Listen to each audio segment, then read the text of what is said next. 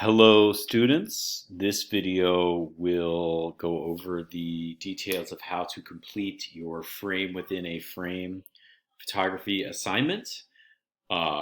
This video will explain what is framing, what to look for when you're creating a framing photograph, and then how to do it, how to complete the assignment. So first, to start, framing is a technique used in art and specifically in photography for calling attention to a specific area within a photograph by putting either a natural border or an artificial border around that area.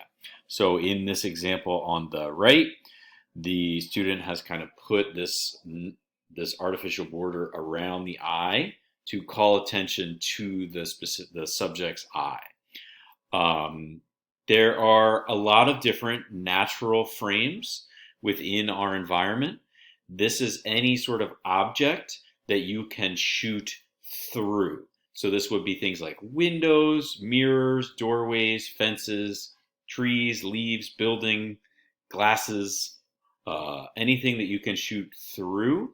But the key thing in a natural frame is that it surrounds the subject or a specific area of the subject on at least three sides. I think if it's more than three, or if it's less than three sides, it's not a real frame.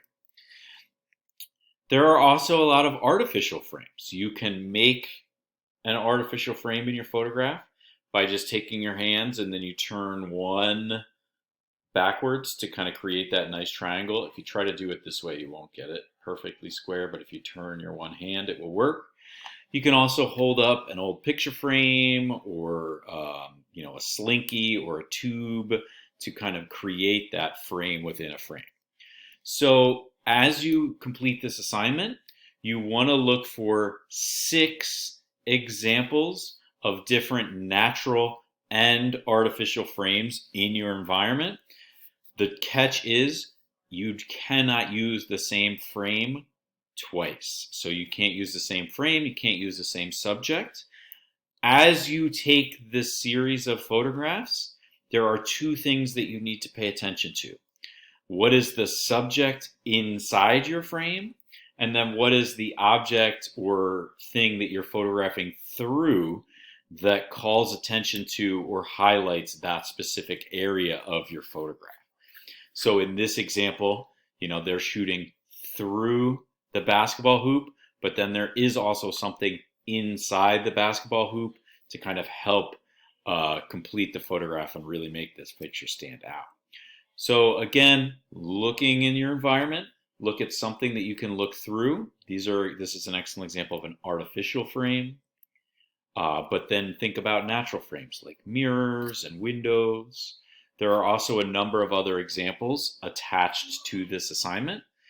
As you take the pictures, which I'm going to get into now, I just want to demonstrate how you would go about photographing to enhance framing. So I have here with me, I'm going to do a simple still life in my apartment, and I'm going to use this jar as a frame. So with that, we'll switch over to my cell phone camera and I'll just demonstrate how I would go about creating a frame within a frame picture. All right, so I have this, simple still life in my kitchen. Bananas, some grapefruits, and it looks okay. It's got a nice composition. It's a little asymmetrical. The banana is a little off to the side.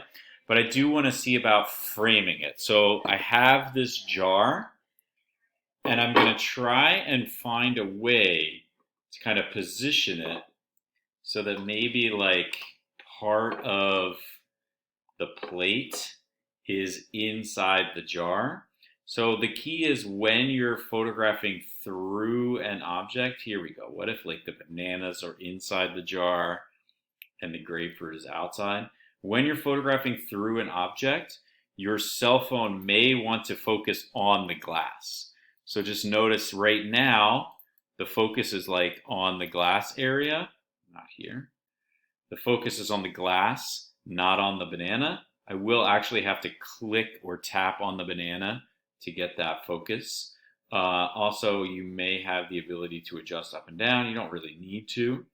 But the key is with that frame, I can like spin the point of view to maybe get a slightly different point of view. You can kind of, I liked it a little turned. Actually, it looks good here. So just be aware of your point of view. When you're doing this, it can change, right? Like depending on whether you're on one side or the other. I think this is pretty good. So once I've got it set up, I'm going to snap the picture. So I'm going to just snap and it's shooting through. The only thing I want to add to show you is when you're taking, framing pictures like this mirror selfie here, it is helpful to put it on a black and white mode. So I'm going to just kind of show you from the example of the banana. So right now with this picture, it looks pretty good.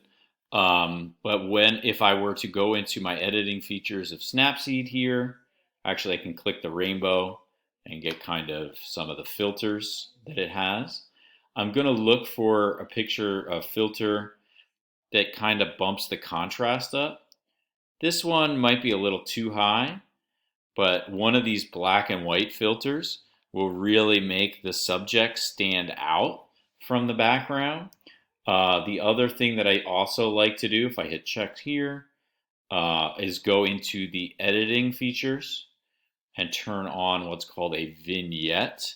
And what this will do, if I emphasize it, it will darken the corners a little bit. And you can kind of make it so that it brightens an area too, and then darkens the corners. And so that's how I would go about just editing these pictures to create a little bit more pop to the frame. So just to kind of show you with that mirror selfie, if I have my mirror selfie with myself in the mirror, if I turn it into black and white, now the vignette is not really working that well. So let me just edit the vignette part and put the center of the circle over me so I don't get too dark. And then check. So now by turning it into black and white, it's really emphasized this dark black picture frame here or mirror frame. So then back, and then I would just download. That can really help you. So again, just to close before I finish the video, remember you're creating 6 different photographs of 6 different natural or artificial frames in your environment. You want to think about both what is the subject that's inside the frame, and then what is the object or person or image or building that you're shooting through to frame that subject. If you have any other questions, please feel free to email me and we can set up a time to meet. I would also highly encourage you to check out the examples that are attached to this Google Classroom assignment. Thank you, everybody, and have a great day.